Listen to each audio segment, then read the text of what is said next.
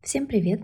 В этом ролике мы вяжем простой, красивый ажурный узор на основе резинки 1 на 1. Для узора набираем количество петель кратное 2, плюс 1 для симметрии, если мы вяжем поворотными рядами. Очень красивый узор и совсем не сложный. В каждом ряду мы просто повторяем одно и то же действие. Узор буду вязать из пряжи Shepherd's Own от Fibra Natura в составе 100% шерсть. Пряжа представляет собой пасму. Здесь на 100 грамм 230 метров.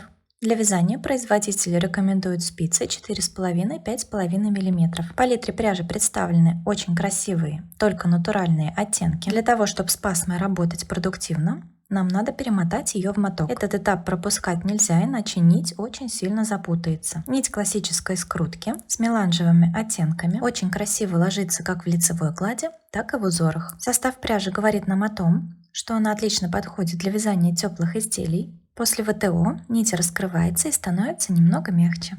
Возвращаемся к нашему узору. Для такого эффекта нам понадобится 2 спицы. У меня номер 4 и номер 7. С номерами спиц здесь можно поиграть, и каждый раз будет выходить новый эффект. На толстую спицу набираем нечетное количество петель. Я наберу 17 петель плюс 2 кромочные. Набрали нужное количество петель, разворачиваемся и второй ряд будем вязать спицей меньшего размера. Кромочную снимаем. Первую петлю провязываем изнаночной за переднюю стенку, вторую петлю провязываем скрещенной лицевой, то есть здесь мы вяжем за заднюю стенку. Снова обычную изнаночную, скрещенную лицевую, изнаночную за переднюю стенку, лицевую за заднюю. Так будем вязать до конца ряда. Изнаночную обычную, лицевую скрещенную. Кромочную провязываем изнаночной, разворачиваемся. Следующий ряд вяжем спицей большего размера. Кромочную снимаем, лицевой провязываем скрещенную за переднюю стенку, изнаночную обычную тоже за переднюю. Лицевую петлю скрещиваем, изнаночную провязываем обычной. То есть все то же самое, только спицей большего размера. Лицевые петли скрещиваем, изнаночные провязываем обычными. Довязываем ряд до конца.